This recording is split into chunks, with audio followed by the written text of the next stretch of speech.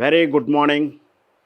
కొలుగురి 24/7 news TV ఆధ్యాత్మిక వాస్తు ప్రవచనాలకు, విద్యా వైజ్ఞానిక విషయాలకు, సినిమా రాజకీయ పౌరోహిత సెలబ్రిటీల ఇంటర్వ్యూల కోసం, మనోగతాల కోసం చూస్తూనే ఉండండి 24/7 న్యూస్ టీవీ.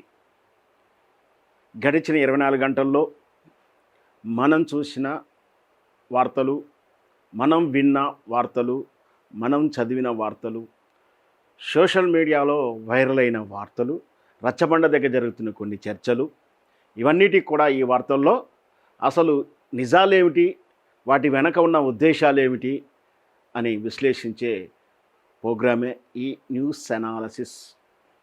గుర్తుపెట్టుకోండి, ఇది కేవలం న్యూస్ అనాలిసిసే కాదు, న్యూస్ పోస్ట్ మార్టం కూడా. ఇకపోతే ఈరోజు మీద గత 2.5 సంవత్సరాల సంధి ఇక్కడ కాంగ్రెస్ పార్టీ అధికారంలోకి వచ్చినాక 2 సంవత్సరాల సంధి ఇక్కడ ఉన్న ప్రభుత్వ స్థలాన్ని కబ్జాలు చేయాలి.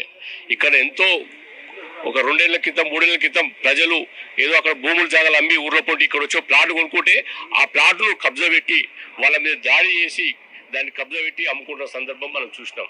అలాంటి 2.5 ఏళ్ల సందే ఇక్కడ ఈ రౌడీ బుక్కల రాజ్యం వెళ్తా ఉన్నారు. మొన్న 2.5 సంవత్సరాలు అంటే ఏమిటి? 2.5 సంవత్సరాలు అంటే ఏం జరిగింది? ఎవరు మారి ఎవరు వచ్చారు? ఎవరి రాజ్యం నడుస్తుంది? అర్థమవుతుందా ప్రేక్షకులారా, వ్యూవర్స్లారా, మిత్రులారా? హైదరాబాద్ ప్రాపర్టీ అమ్ముకొని ఇక్కడ ఇల్లు కొనుక్కుంటే రాత్రి మా అనుమతి లేకుండా మాకు మామూలు ఇవ్వకుండా మాకు చెప్పకుండా ఇల్లు ఎట్లా కొన్నారని చెప్పి వారి మీద విపరీతంగా దాడి చేయడం జరిగింది. ఇదండి దాడి ఎందుకు చేశారు? మా అనుమతి లేకుండా మా ఇలాకాలో, మా రాజ్యంలో ఎవరోడో వచ్చి మీరు ఇల్లు కొనుక్కొని మీరు గృహప్రవేశాలు కూడా చేసేసుకుంటారా? అన్న పిలుస్తుందని చెప్పినా కూడా రారా మీరు? ఇది ఇక్కడ జరిగినటువంటి విధానం. అంటే మీ ఇష్టం వచ్చినట్టు మీరు కొనేసుకుంటే మేము ఇక్కడ ఉన్నది దేవుడికి అంటే అనేటువంటి గుండాగిరి. అంటే మళ్ళీ బొంబాయి కల్చరు, వెనకటి కల్చరు, ఇక్కడ గుండాల రాజ్యం నడుస్తూ ఉంది. వీళ్ళకు పార్టీ కార్యకర్తల కండవలు వేసుకొని అన్నకు మామూలు చెల్లించాలి, ఈ అన్న ఇంకా బడే బాయికి చెల్లించాలి. కాబట్టి ఇక్కడ సామాన్యుడు ఇల్లు కొనుక్కున్నా కనీసం ముగ్గు పోసుకుంటేనే, హైదరాబాదులో ముగ్గు పోచుడే ఆలస్యం. వస్తూనే ఉంటారు టకా టకా టకా టకా టకా బండ్లు వేసుకొనో జీపులు వేసుకొని వచ్చేస్తూనే ఉంటారు. వచ్చి అన్న ఒకసారి రమ్మంటున్నాడు, అన్నను ఒకసారి కలిసిపో, ఎందుకే నీకు ఇబ్బంది, అన్నే చూసుకుంటాడు అని చెప్పేసి వచ్చే చెంచాలు పెరిగిపోయారు. ఆడు తీసుకెళ్ళి ఒక అన్న దగ్గర తీసుకుపోతాడు. ఆడ పేమెంట్ అయిపోగానే వాడే ఒప్పందిస్తాడు, మాకు ఇచ్చేసిండు, అయిపోయింది, నెక్స్ట్ నీదే, నువ్వెళ్ళు అని చెప్పేసి మళ్ళీ ఒక చోట నాయకున్నో, ఆపోజిట్ నాయకున్నో, ఇంకొకన్నో పంపిస్తాడు. తర్వాత అధికారులను మళ్ళీ వాడే పంపిస్తాడు. మా పని అయిపోయింది, మాకు రావాల్సి వచ్చింది, అధికారులు మీరు వెళ్ళండి అంటే ఇక మొదలు పెడతారు అధికారులు. ఎవడు వెళ్ళాలనో, జిహెచ్ఎంసీ నుంచి వెళ్ళేటోడు, టౌన్ ప్లానింగ్ వెళ్ళేటోడు, ఇవన్నీ ఎవడు వెళ్ళాలో వాడు వెళ్ళిపోతాడు. మీరు మాకు ప్రసన్నం చేసుకుంటే మీరు ఎలా కట్టుకునక్కర్లేదు. అదేంటి సార్ మాకు అన్ని పర్మిషన్ ఉన్నాయంటే, పర్మిషన్ ఉన్నా కూడా దానికి 100,00,000 రీజన్స్ ఉంటాయి. అంటే ఈవెన్సో మనం కట్టుకుంటున్నప్పుడు పక్కింటికి డస్ట్ కూడా వెళ్ళకూడదు, రోడ్డు మీద ఇసుక పోసుకోకూడదు, వాటర్ క్యూరింగ్ మనం ఇతరులను ఇబ్బంది పెట్టద్దు, ఇవన్నీ కూడా క్యాలిక్యులేషన్స్ ఉంటాయి. అవన్నీ మనం అమలు చేయడం మన వల్ల కాని పని. కాబట్టి ఖచ్చితంగా హర్తలు చెల్లించాల్సిందే. అంటే ఇల్లు కష్టపడి నువ్వు ఈఎంఐలు కట్టుకొని అన్నం కడుపు ఖర్చుకొని తినుకొని ఈఎంఐల రూపంలో కొనుక్కున్నా వానికి అక్కర్లేదు, వానికి ఇవ్వాల్సిన మామూలు ఇవ్వాలి, ఇస్తేనే నువ్వు ఇల్లు కట్టుకోవచ్చు. ఇది ఒక రకమైతే, ఇది ఇంకొక రకమైన దోపిడీ ఏమిటంటే, ఆ కాలనీలో, ఆ బస్తీలో, వాని రాజ్యంలో, ఆ గుండా రాజ్యంలో ఎవడు కొన్నా వానికి కమిషన్ ఇవ్వాలి, ఎవడికి అమ్మినా కమిషన్ ఇవ్వాలి, వాడు చెప్పినోనికి ఇవ్వాలి, వాడు చెప్పిన రేటుకే ఇవ్వాలి. ఇది నడుస్తుంది, కొత్త ట్రెండ్ ఇది. పోతే ఇంకొకటి, వేరే వాడిని కొననీయడు, వాడొక రేటు చెప్తాడు, ఆ రేటు లోపే నువ్వు అమ్ముకోవాలి, లేదంటే వానికే అమ్మాలి, కొత్త రేటు వచ్చి కొత్తవాడు కొనుక్కుంటే ఇట్లా దాడి చేస్తారు. ఇక్కడ జరిగింది ఏమిటి? వాడికి ఈ గుండా రాజ్యం అని పేరు కూడా ఉంది, బయట పెడతాను, తొందరపడకండి. వాని ఆధారాలతో సహా వాడు ఎవడు దాడి చేశాడు, వాడికి పై స్థాయి పార్టీ లీడర్లకు ఉన్నటువంటి లింకులు ఏమిటి, ఎక్కడెక్కడ ఏం జరుగుతుందో అన్ని అక్షర సాక్ష్యాలుగా నిరూపిస్తాను. తొందర ఏం లేదు. మొత్తం మీద వాని బట్టబయలు చేసి చూపిస్తాను. భయపడేదైతే లేదు. 24/7 న్యూస్ దేనికి భయపడదు, అదిరిపోదు, అదరదు. ఇకపోతే వాడు ఎవడైతే ఉన్నాడో వాడు ఆ కాలనీలో అమ్ముతున్న ఇంటికి వాడు రేట్ డిసైడ్ చేశాడు. వానికి కాదని ఎవడు కొనుక్కోవడానికి వీలు లేదు. కొనుక్కున్నాడా ఇలా దాడులు చేస్తారు. లేదా కొన్నందుకు వానికి మార్జిన్ కమిషన్ ఇవ్వాలి. లేదంటే ఇట్లా గంజాయి బ్యాచ్ ఉంది, ఇక్కడ డ్రగ్స్ బ్యాచ్ ఉంది.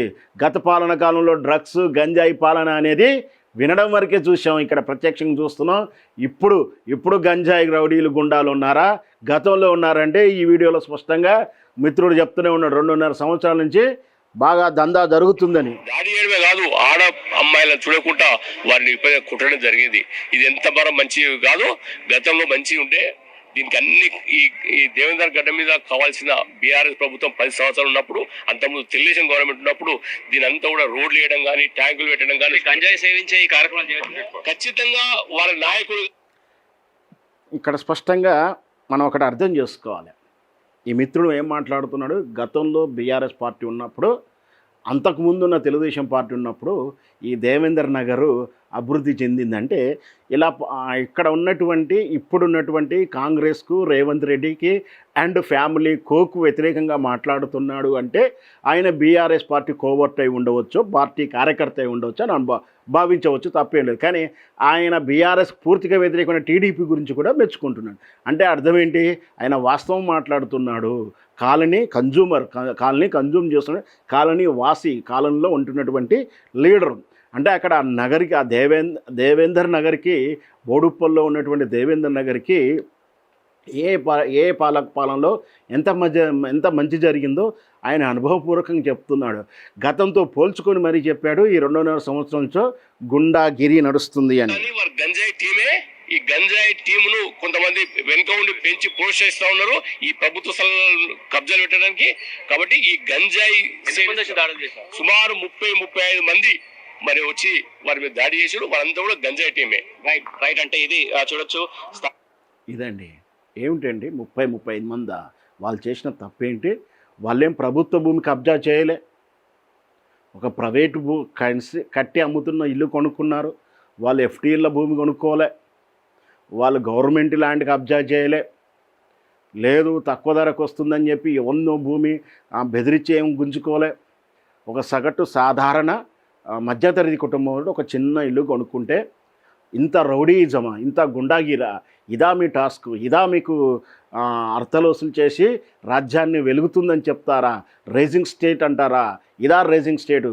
డ్రగ్స్ గంజాయితోటి మీ ఆ పార్టీ ఆఫీసులు ఊగిపోతా ఉన్న ఒకవైపు, తర్వాత కాలనీలలో ఇట్లాంటి 30-40 మందిని తయారు చేసి భయభ్రాంతులు గురి చేశారంటే ఈ రాష్ట్రంలో శాంతి భద్రతలు ఉన్నాయని ప్రశ్నించాల్సిన అవసరం ఉంది.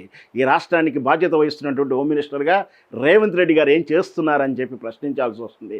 రేవంత్ రెడ్డి ఎంతసేపటికి మేము తొక్కుతాం, తొండలేస్తాం, మూసి అని ప్రగల్భాలు పలుకుతున్నాడే కానీ మరి ఆ మూసీలో ఏం ఎలగబెడతాడో, ఏం చేస్తాడో అయితే మాకేది అర్థం కావట్లేదు. చివరికి ఆ మూసీలోనే కలిసిపోతుంది మీ కీర్తి. ఇట్లాంటి అరాచక రాజ్యం నడుస్తూ ఉంది.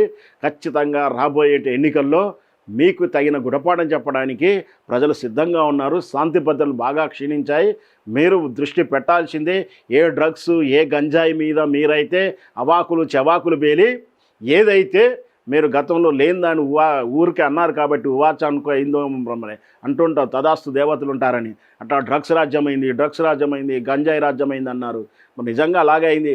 అదేదో మళ్ళీ ఎవరో కాదు, మీ కార్యకర్తలే గంజాయికి అలవాటు పడ్డారు, మీ కార్యకర్తలే దాడి చేస్తున్నారు, స్పష్టంగా చెప్తా ఉన్నారు కాలనీ వాసులు. మరి ఈ విధంగా జరుగుతూ ఉంటే హైదరాబాద్లో శాంతి భద్రత దెబ్బతింటుంటే పరిస్థితి ఏమిటి? సామాన్యుడు కనీసం ఇల్లు కూడా కొనుక్కోలేడు. ఒక నిరుద్యోగం ఉపాధి కోసం వచ్చినాడు రోడ్డు మీద టీ స్టాల్ పెట్టుకోను, సిగరెట్ అమ్ముకోవడానికి, పాన్ డబ్బాలు అమ్ముకోవడానికో ఏది వ్యాపారం చేయడానికి కూడా వీలునేటువంటి వ్యవహారం జరుగుతూ ఉంది. మీరు దృష్టిలో పెట్టాల్సిన విషయం ఎంతైనా ఉంది. దీని మీద కఠిన చర్యలు తీసుకోవాల్సింది ఖచ్చితంగా. వీళ్ళ మీద ఎవరైతే దాడి చేసారో వాళ్ళ మీద ఖచ్చితంగా రౌడీ షీటు, గుండా యాక్ట్ పెట్టాల్సిందే. లేదంటే మీకు సంబంధాలు ఉన్నాయన్న విషయాన్ని స్పష్టంగా అర్థమవుతూ ఉంటుంది. ఈ విషయంలో మెయిన్ స్ట్రీమ్ మీడియా దాచుకొని దోబూచులాడుతుంది.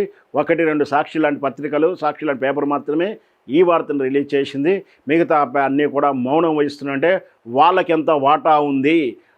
అక్కడ దాడి జరిగిన దాంట్లో కూడా పాపం విలేకరు కూడా ఉన్నాడట, వీడియో షూట్ చేస్తుంటే ఆయన కూడా దాడి చేశారు, గాయపరిచారు.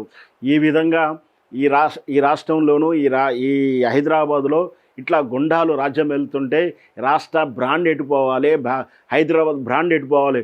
మొత్తం మీద కేసీఆర్ మీద కోపంతో తెలంగాణని, హైదరాబాద్ బ్రాండుని భ్రష్టు పెస్తున్న తీరైతే స్పష్టంగా అర్థమవుతా ఉంది. ఈ విషయాన్ని చూస్తున్నటువంటి తెలంగాణ సమాజం అర్థం చేసుకోవాలని మనవి.